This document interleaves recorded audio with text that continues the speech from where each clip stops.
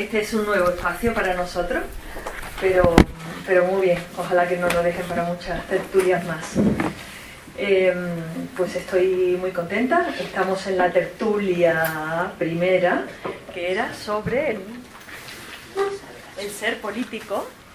El ser político, democracia, partidocracia, en pregunta, hacia la libertad constituyente. Y tenemos con nosotros a Carlos Roldán López, doctor en filosofía, coordinador de la Plataforma por la Libertad Constituyente, a don José María de la Red. No, Aguilar. Error mío. Vale. Don José María Aguilar, licenciado en Medicina y miembro del Movimiento de Ciudadanos por la República Constitucional. Bienvenido. Carlos Emilio. No. La sustituye María Carrasco. Hola, María Carrasco. Bienvenida. Y Enrique Antigüedad, secretario general de la Falange Auténtica. No la otra, la auténtica. Bueno, pues muchas gracias a todos y empezamos la primera tertulia, el ser político.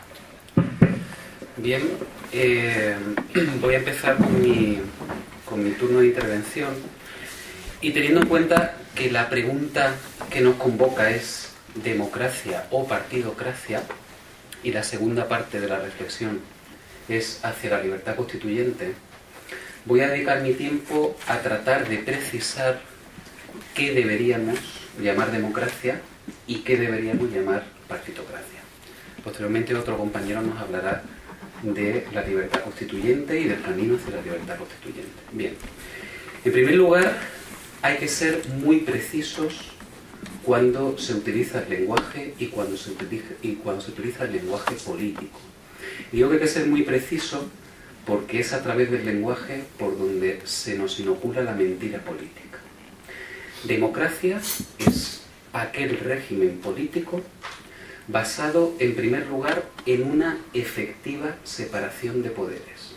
Es decir, poder ejecutivo, acción de gobierno, poder legislativo, que como su mismo nombre indica, es aquel poder encargado de legislar, pero también de limitar y de controlar la acción de gobierno, y por último, poder judicial, que como su mismo nombre indica, es aquel encargado de hacer cumplir la ley y es completamente independiente y separado de los dos primeros poderes. Por lo tanto, primera característica de un régimen democrático es una efectiva separación de poderes. En segundo lugar, democracia es también aquel régimen político que además de una serie de derechos y libertades individuales, se instaura, garantiza la llamada libertad política colectiva. O dicho de otra manera, el otro eje del concepto de democracia es la representación política efectiva. Entiendo por libertad política colectiva aquel conjunto de derechos que permiten a la sociedad civil, que permiten a los ciudadanos, en primer lugar, elegir libremente a sus representantes y, por lo tanto, esa elección libre de sus representantes implica también la posibilidad de destituirlos. No hay posibilidad de elección si no hay posibilidad de destitución. A su vez, la posibilidad de elegir al jefe de gobierno en unas elecciones libres, segundo elemento de la llamada libertad política colectiva, y por último, la posibilidad de ejercer el derecho de sufragio pasivo, esto es, presentarse como candidato a representante sin más limitaciones que la voluntad de su distrito electoral, sin necesidad de pertenecer o no a un partido político. Si estamos de acuerdo con todo lo anterior, separación efectiva de poderes, libertad política colectiva, ejercicio de la representación política, por contraposición, y estoy diciendo por contraposición, no por defecto, ni por error, ni por fallo, sino en contraposición, llamaríamos partitocracia o también estado de partidos a un régimen que emerge fundamentalmente tras la Segunda Guerra Mundial. Muchos opinan que al amparo y al servicio de una oligarquía financiera especulativa, pero que se caracteriza en primer lugar por impedir la efectiva separación de poderes. Esa primera característica implica que esa partidocracia o estado de partidos implica un consenso entre unos pocos partidos que estarían impidiendo la separación de poderes. Es decir, tratarían de controlar, de limitar y de impedir la independencia del poder ejecutivo. Es muy frecuente que el jefe de gobierno sea también el jefe de un partido político. El poder legislativo, ya sabemos que los representantes en cámaras legislativas están sometidos no al mandato imperativo de sus electores, sino a la disciplina de partido. Otra segunda vulneración de la separación de poderes. Y por último, el Poder Judicial, como sabemos, sus órganos de gobierno están determinados y condicionados por mayorías políticas sometidas a disciplina de partido en Cámara Legislativa.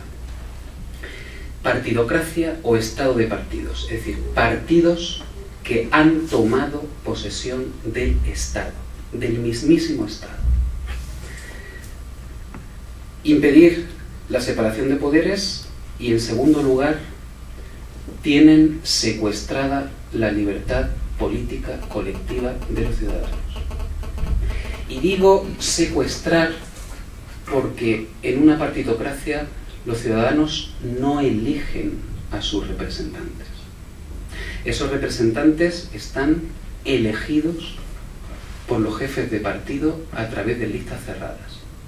A lo que podemos aspirar es a refrendar. Refrendamos o no votando a una u otra lista cerrada, pero refrendar nunca fue elegir. En segundo lugar, esos representantes, que no representan más que a sus jefes de partido, no están sujetos al mandato imperativo de aquellos que les eligieron. Están sometidos a la disciplina de partido de su jefe. Es decir, no hay control social, no hay control por parte del distrito electoral que los elige. De hecho, no se elige, solamente se refrenda. A su vez, tampoco tenemos la posibilidad de elegir al jefe de gobierno. Como sabéis, el jefe de gobierno no se elige en elecciones libres en nuestro país, ni en muchos países de Europa. El jefe de gobierno es elegido en segunda instancia por esos representantes elegidos a su vez por los jefes de partido. Por lo tanto, si nos damos cuenta, nos encontramos ante un régimen que está usurpando el lugar del ciudadano en un régimen democrático o con libertad política colectiva. No elegimos al jefe de gobierno, no elegimos a los representantes y no tenemos posibilidad de ejercer el mandato imperativo. En este sentido, quiero resaltar que la partitocracia o el estado de partidos impide además el derecho de sufragio pasivo al exigir estar en un partido político, en una lista cerrada elegido por un jefe de partido, para poder ejercer el derecho de presentarnos, cuando eso debería depender exclusivamente de la gente que pertenece a nuestro distrito electoral o a la zona o a la circunscripción que intervendría en unas elecciones. Por lo tanto, quiero definir lo que debe ser una democracia de lo que es una partitocracia o un estado de partidos, porque la partitocracia no es un defecto de un régimen democrático. Es un régimen que se opone directamente a un régimen democrático. Es decir, son opuestos. La amenaza a la democracia, desde mi punto de vista, no está tanto en la actualidad en un miedo a un golpe de Estado militar o una involución militar. El mayor problema para que exista la democracia es el estado de partidos, es la partitocracia. Por lo tanto, entiendo que no es legítimo hablar de fallos en el sistema. El sistema es el fallo. El estado de partidos impide objetivamente que haya una democracia. Además, en el caso de España, no hemos conocido otra cosa que no haya sido una partitocracia. Afirmo que en España nunca ha habido democracia. Estos 33 años de democracia, entre comillas, de la que se nos habla, nunca fueron 33 años de democracia. Siempre fue 33 años de partitocracia o de estado de partidos. Por tanto, va siendo hora que nos vayamos poniendo manos a la obra para traer a la democracia por primera vez a nuestro país, por primera vez. En este sentido, mi postura sobre las próximas elecciones no puede ser otra que la de la abstención. La abstención activa de aquellos que queremos elegir y no refrendar lo que otros hacen. La abstención activa de aquellos que quieren ejercer el mandato imperativo sobre los representantes. Y la abstención activa de aquellos que quieren tener la libertad política colectiva para elegir al jefe de gobierno. En este sentido, creo que la crisis económica se la debemos a la partitocracia.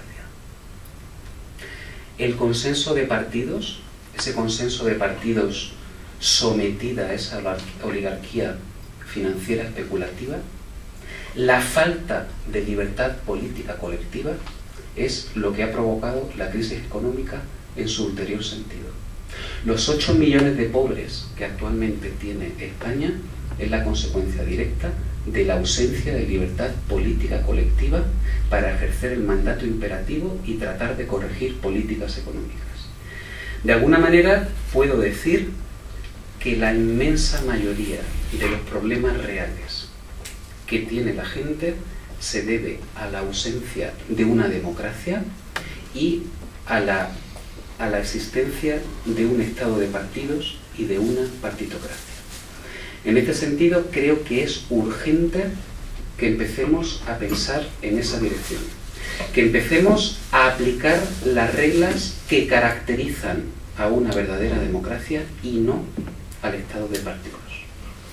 Y tras estas primeras ideas, paso la palabra al compañero José María Aguirre. Buenas tardes, queridos amigos, señoras y señores. Para mí, esta tertulia, este espacio que ha presentado tan gentilmente Victoria Caro, en realidad es un acto solemne. Y ello porque siento la enorme satisfacción y la alegría al ver reunidos por primera vez en esta España de la monarquía de partidos, la crisis y la corrupción, un grupo de asociaciones y movimientos políticos civiles, también de partidos políticos no estatales que no se alimentan ni aspiran a hacerlo del presupuesto público. Y además, con el elevado motivo y el decidido propósito de iniciar o encender un proceso de acciones cívicas dirigidas a combatir la nefasta actuación de la oligarquía de partidos estatales que desde hace más de 30 años, poco a poco y de manera inexorable, está conduciendo a España a la más espantosa ruina moral y económica, ya que la ruina política se produjo durante la transición a la muerte del dictador. Debemos agradecer al profesor don Carlos Roldán, miembro del Movimiento Ciudadano hacia la República Constitucional, la iniciativa de esta reunión de agentes de la vida civil. Carlos Roldán coordina las acciones de nuestro movimiento dirigidas a conseguir la hegemonía en la sociedad española de la abstención electoral activa como procedimiento idóneo para deslegitimar a la actual clase política instalada en el Estado. Enfrentado así este procedimiento de la abstención a la vigente hegemonía de la participación electoral como obligación ciudadana, confundida interesadamente por la clase política con el derecho cívico de votar, al que se puede renunciar estratégicamente para combatir al actual régimen. La idea de que votar es un deber o es una obligación es una idea torcida, perversa, porque confunde un derecho cívico, el derecho de votar, al que se puede renunciar, incluso como arma contra lo existente, con un deber moral. Es una cosa verdaderamente atroz, cuando precisamente la situación actual, si acaso hubiera un deber moral, sería el de no votar, para no seguir prestando apoyo a los partidos y sindicatos estatales causantes de la ruina económica del país. Estas palabras que sirvan de introducción, porque nosotros queremos dar a este tertulia, pero ya este acto ateneístico, científico, literario, le queremos dar una categoría política y lo queremos convertir en una convocatoria para la sociedad española, para la parte más valiente, más decidida, para iniciar ya un proceso de acciones cívicas que concluyan con la sustitución del actual estado de partidos, del actual régimen oligárquico, por una verdadera democracia representativa. Y ello, naturalmente, alcanzado mediante un proceso de libertad constituyente. Es decir, un periodo de tiempo donde con una posibilidad de apertura de información, una información total y la posibilidad de que todas las opciones constitucionales tengan en los medios de comunicación las mismas oportunidades, concluya con un referéndum electivo, no un plebiscito diciendo sí o no, como se hizo con la Constitución del 78. Se dice que ese referéndum es falso, porque un referéndum, sabe cualquier jurista y casi una persona de cultura normal, es la elección entre varias posibilidades. No es decir sí o no a una única posibilidad. Pues bien, el periodo de libertad constituyente que propone el movimiento de ciudadanos hacia la República Constitucional concluirá con un referéndum electivo sobre la forma de Estado. Es decir, queremos elegir si queremos monarquía o república, con las mismas ventajas que los monárquicos, y ellos con las mismas que los republicanos. Vamos a elegir qué forma de Estado queremos. Y también la forma de gobierno. Si queremos seguir con una partidocracia, es decir, siendo gobernados por 4 líderes o 5 o 7, en connivencia naturalmente luego con los banqueros y con la clase económica, o preferimos nosotros intervenir activamente, como ha explicado muy bien Carlos Roldán, eligiendo y destituyendo a los gobernantes en el distrito electoral, en el municipio, en las elecciones municipales, y naturalmente eligiendo también al presidente de gobierno directamente, con unas elecciones separadas también para los jueces, por todo el cuerpo judicial, donde sean elegidos y destituidos por un cuerpo electoral libre.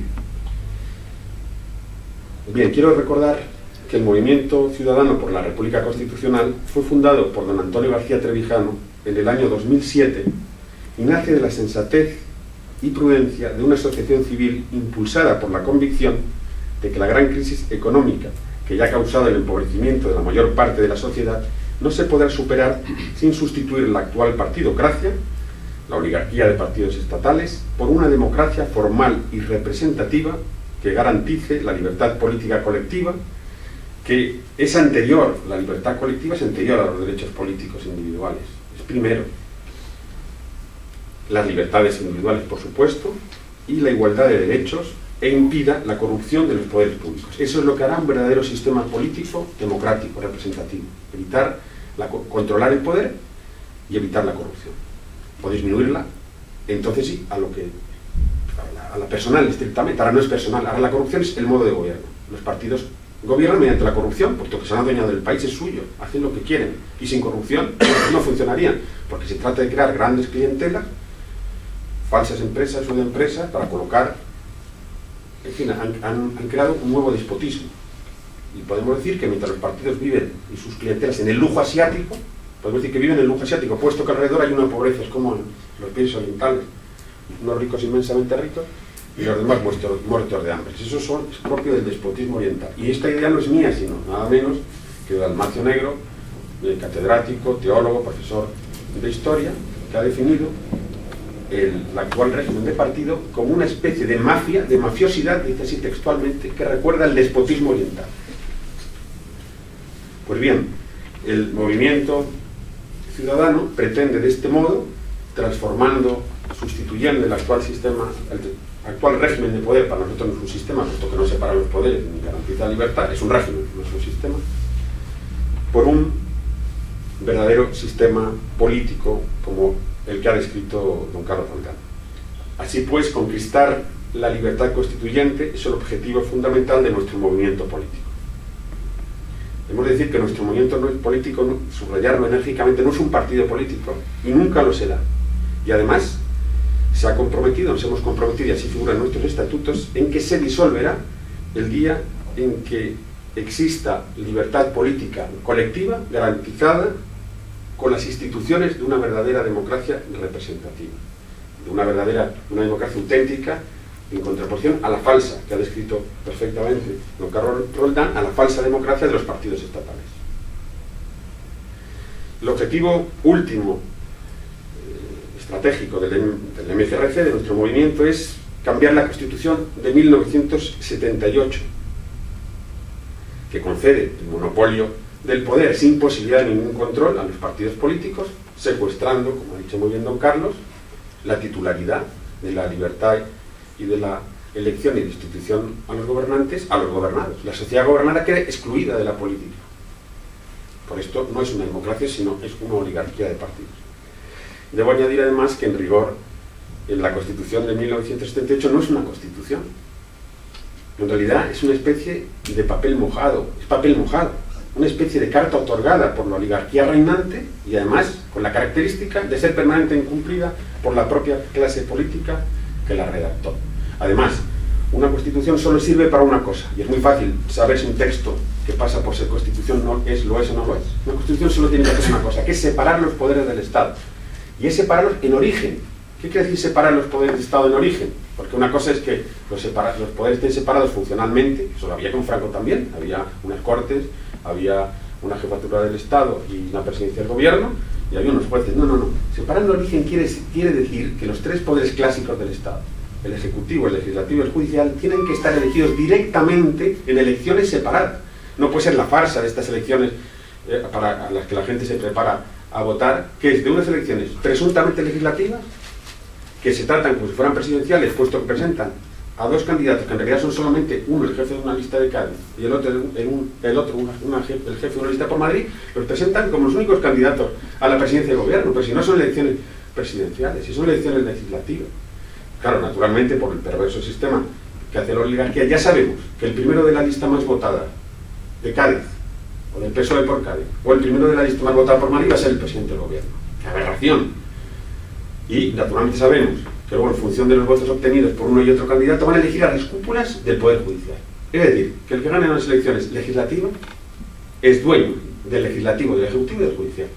Mayor concentración de poder imposible.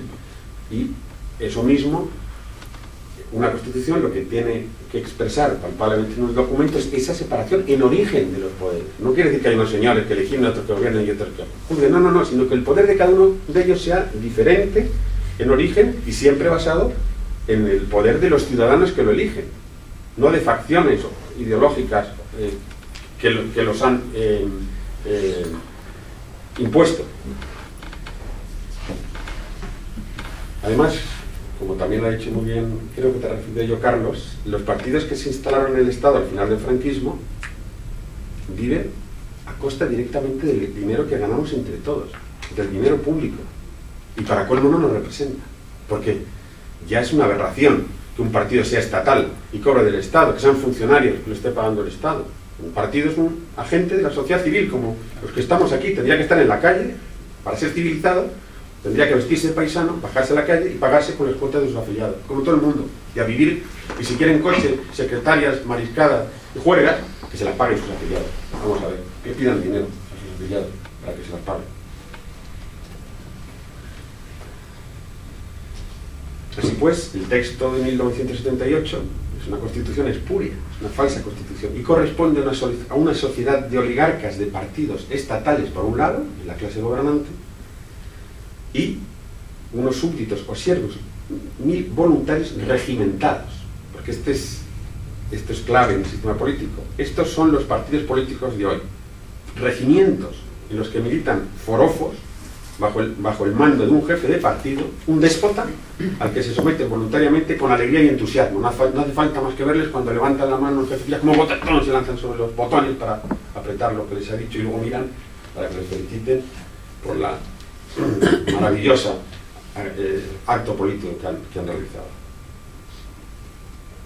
Y ustedes se preguntarán cómo podemos cambiar la Constitución, cómo podemos sustituir este reglamento indecoroso que rige el funcionamiento de España por una verdadera Constitución representativa y democrática. ¿Cómo podemos conseguirlo? Pues bien, a nuestro juicio, la abstención electoral masiva será la fuerza deslegitimadora del régimen de poder oligárquico encarnado en la monarquía de partidos. Por abstención masiva se entiende una abstención mayor del 60%. Actualmente, donde no ha habido espacios públicos, espacios en los medios para defender la abstención, ahora por primera vez hace un mes y medio tenemos una radio, se llama Radio Libertad Constituyente, lo estamos haciendo. Para nosotros, en estas elecciones bastaría un 33%, un tercio de la población, para estar satisfechos con el resultado. Porque aunque la abstención, es verdad, que toda la abstención que se produce no es activa, y siempre los partidos dicen que hay gente que no vota por desidia, por desinterés, y es verdad, porque se han desinteresado por culpa de ellos, que han hecho aborrecer la política a muchos ciudadanos. Sabemos también que los partidos políticos llevan a las urnas a viejecitos en sillas de ruedas, hacen votar a todos los familiares, mucha gente no sabe ni lo que vota, ni entiende nada. Por tanto, un 33% de abstención sería bueno para nosotros. Y esto, entonces, esto no, si hubiera un 60%, más de un 50% de abstención activa, abriría, no lo duden ustedes, un camino pacífico y expeditivo, directo, a la libertad constituyente de la forma de Estado y de gobierno, lo que permitiría en lo sucesivo a todos los españoles elegir y destituir a los gobernantes. ¿Por qué? Aunque la abstención activa no ilegaliza a los partidos, seguirían siendo legales, y ellos tendrían el cinismo, claro, y la cara dura de seguir gobernando con un 30% de votos hasta con un 20%. Pero ya habrían perdido todo el prestigio social y toda la autoridad moral. Y ya serían incapaces de enfrentarse a cualquier mínima resistencia civil, no podrían, ante unos impuestos, ante cualquier acción, unos señores, bueno, en los pueblos pequeños y en las ciudades, que no podrían salir ni a la calle a tomarse una caña. Imaginaos un alcalde, un concejal que es elegido con un 10% de votos, que no puede salir a la calle. Es imposible. Entonces se vería mejor todavía en los sitios pequeños, pero en los grandes también, si la abstención fuera muy alta. Así que el primer paso para deslegitimar el sistema, a nuestro juicio, el más hermoso, es no votar. La propia dignidad de los españoles comienza con la no participación en el indigno sistema electoral fundador y constituyente de la partidocracia, basado en listas cerradas o abiertas, tanto da, porque si hay que abrir las listas, si es igual. En las listas abiertas, ya saben que se usaron en Italia hace no mucho, las listas las hace la cúpula del partido, es igual, todos son candidatos amigos, conocidos de la clientela del partido, y él que vota puede tachar o puede hacer dos cosas, o tacharse aquí en el Senado en realidad y nadie lo sabe, pero es una decisión tan ridícula, puedes o tachar un candidato o cambiar el orden. Pero da igual, si esa lista, todos los miembros que entrarán en esa lista los ha elegido el jefe del partido. ¿Cómo pueden representarte a ti alguien que ha elegido otro? Es ridículo, una cosa infantil pensar eso. Pues bien, se hace ya en España imprescindible, en vista de lo que se nos está viniendo encima y lo que se nos va a venir, un acto colectivo de inteligencia mínima y de dignidad nacional que obtenga un grado de abstención suficiente para despojar a los partidos políticos de toda autoridad moral. Por otra parte, este tipo de inteligencia práctica mínima, nosotros decimos que es que, claro, no votar a quienes son causantes de la ruina de un país, a quienes te excluyen de la política, a quienes te están llevando a la miseria, es un acto de inteligencia mínima, una sabiduría mínima, porque tú no sabes identificar a tu enemigo, a tu adversario y le apoya, te está arruinando y tú acudes a sus urnas a decir ole ahí, a aplaudirle, ole que bien estáis arruinando. El país no es posible nada. A todo el mundo que va a votar, el que vaya a votar, está en su derecho de hacerlo, no puede hacer nada ulteriormente contra un régimen. Es que si no es capaz de hacer algo tan sencillo, tan económico, vamos a utilizarlo en términos de energía y de economía, como no, quedarse en casa en vez de ir, es incapaz de hacer nada. No sé si conocerán ustedes, sí, seguro que sí, al pensador político Schumpeter, Joseph Schumpeter, austriaco, que publicó en el año 1942 un libro que se llamó Capitalismo, Socialismo y Democracia, donde hace una comparación de la vida política, de las campañas políticas con la vida económica, presentando los productos electorales que ofrecen los partidos en las campañas electorales, sus ideologías, como si fueran productos de consumo a unos consumidores votantes en función de lo que se les presenta la propaganda en los medios de comunicación, van a consumir ese producto. Schumpeter señala que hay un fallo en este sistema político-económico, en el sistema político a la imitación de la economía, que es que el voto es gratis. Claro, que el que va a votar no compra el producto. Yo creo que en esto se equivoca Schumpeter. Primero, porque algún gasto hay que hacer, ir hasta la urna, coger el autobús o ir andando, de energía segura, hay que levantarse, gastar unas calorías, si hay que coger el autobús o el coche ya hay un gasto energético. Luego, aunque no sea mucho, pero hay que coger la papeleta y meterla en el bote. Me llamo el bote, no tengo ningún respeto a las urnas de la participación. Eso es un bote, se mete un papel en un bote. Entonces sí que hay un coste de energía y de dinero para ir a votar. Ya, pues si es €1 el autobús, €1 y pico, más la gasolina. Entonces, claro, la abstención electoral es una maravilla, porque es el procedimiento más económico desde el punto de vista del dinero y de la energía, y además con la ventaja añadida que no es peligroso. A nadie le van a meter en la cárcel, porque otra de las razones para no enfrentarse al régimen existente es el miedo. Claro, es el temor, a ver, bueno, si te haces en casa, por eso por no ir a votar, no corre ningún peligro. Entonces, qué maravilla de procedimiento de la abstención electoral, qué económico es desde el punto de vista del dinerario y desde el punto de vista energético, para enfrentarse, denunciar primero, identificar a los causantes de la crisis, y además no solo causantes de la crisis, claro, porque han excluido a la sociedad gobernada, ellos son ricos, ellos gobiernan en su exclusivo beneficio, que son las oligarquías, eso es lo que hace una oligarquía, unos cuantos señores que gobiernan para sí, y de las migajas, de lo que queda, y aprovechándose de la energía social, gobiernan y viven como sátrapas en la actualidad.